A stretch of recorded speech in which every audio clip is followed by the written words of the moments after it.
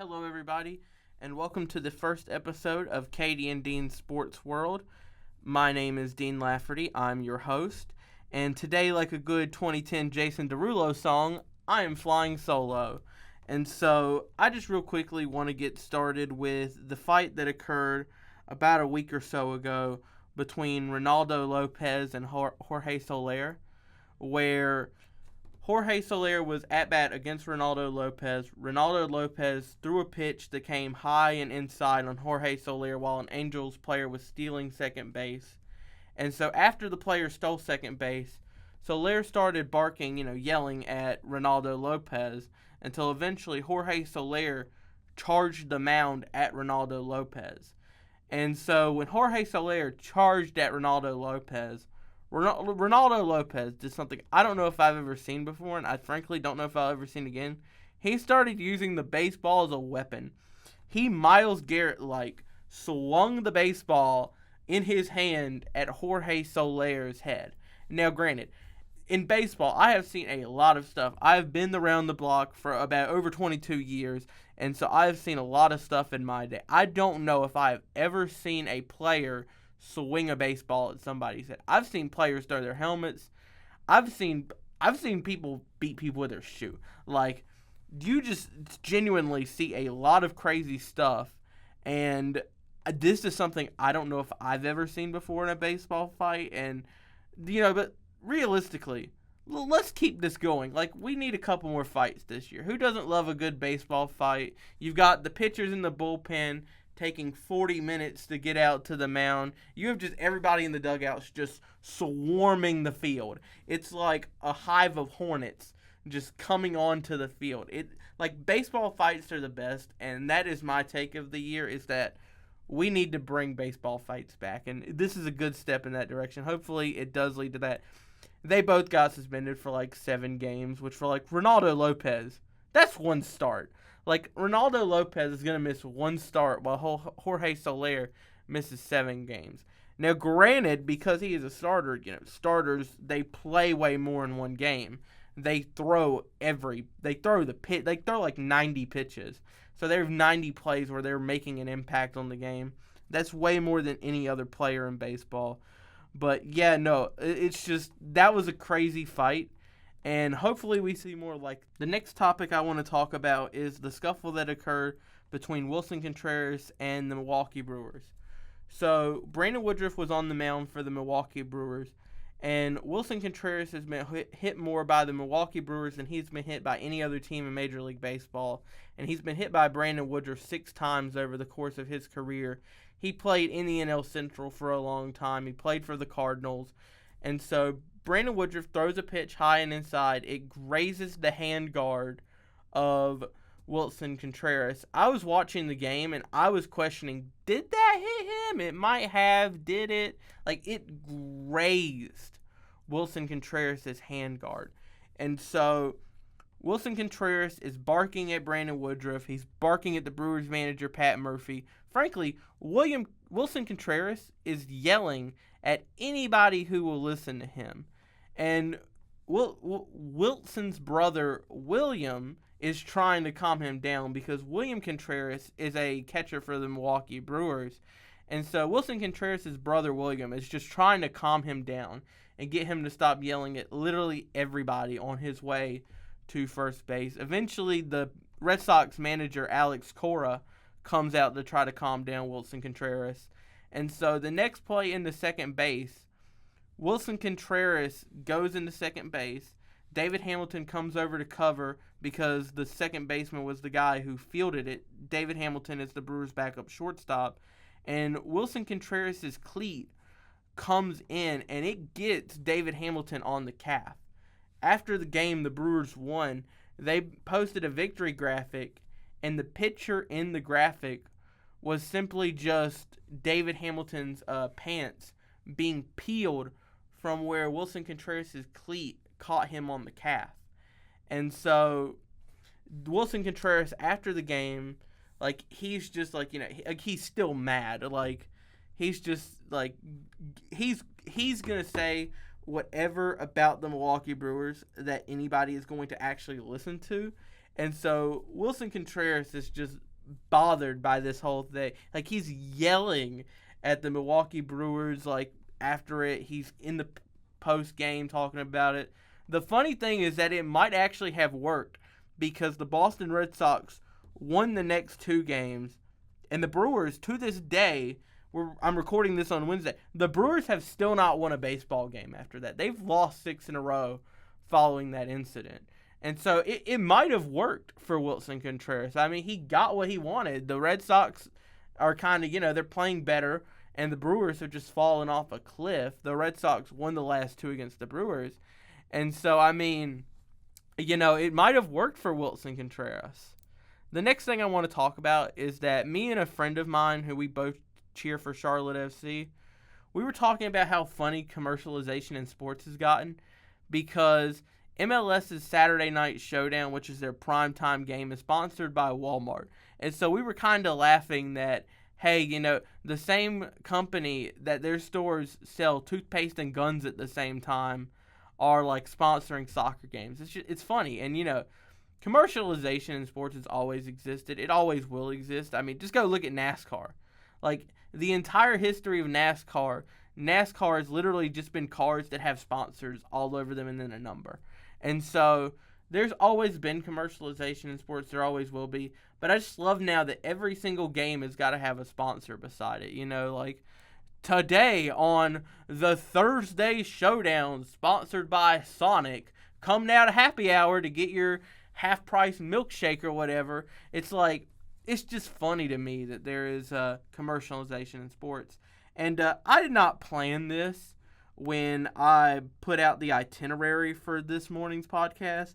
But ironically, the next thing we're going to talk about is the Masters, which is the one area of sports that has not been like swarmed with commercialization because the PGA fights hard and Augusta National fights hard to keep commercialization and sponsorship neutral with the Masters.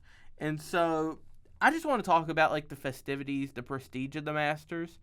And for me personally, like, there's like all this conversation about the food of the Masters, which to me, like, I would love to try the food of the Masters. I mean, come on, who doesn't want to watch golf while they're having an egg salad sandwich, a pimento cheese sandwich, and then they top it off with an ice cream sandwich while they're drinking some sweet tea? I mean, come on, who doesn't want that? Like, I am a total golf novice. Like, I do not know anything about golf. I don't watch golf. But the Masters is the one time of the year where I just watch golf. And the funny thing is that because the way the Masters ceremony functions at the end, you actually have multiple people who could be giving out the jacket. Because at the end of the Masters, the winner gets a green jacket and is awarded by the previous year's winner. However, when the same guy wins it, obviously he can't give it to himself. So I believe it's the president of Augusta National gives him the jacket. And so I love the fact that it could be anybody. Like, you just walk into the day and you're like, who's giving it out today, guys? Let's see here. Who knows? We'll see how things go. And so I love that. Like, that you can just have anybody giving out the jacket. They're like multiple people can give it. It's not one person concretely who is going to be giving out the jacket. It could be like multiple people. And I think that just makes it like unique, that like you mix up the ceremony. Because like the Stanley Cup, for example, no matter who wins the Stanley Cup, Gary Bettman's going to be shaking hands with the captain and handing over the trophy. Like, if the Hornets go win the NBA championship, Adam Silver is going to award it. There's no universe where like some like other person in the NBA is going to be out here handing the trophy unless Adam Silver is not able to. But like, there's never a situation where Adam Silver is going to have somebody give him the trophy. Like, it's always going to be like Adam Silver awards the trophy to a team. And I think, frankly, the fact that there are multiple people who could award the Masters jacket without there being some like grave thing, I think that's very unique to the Masters. And there's a lot of stuff that's unique to the Masters. Like, in the Masters, you can't have your cell phone out. Like, they have like phones, like old school phones that you can dial up and call somebody with. I think it's the coolest thing on earth. and I would love to go to the Masters someday. Just it's the prestige of the Masters. Everybody knows about the Masters. Like I love how all the festivities involving the Masters.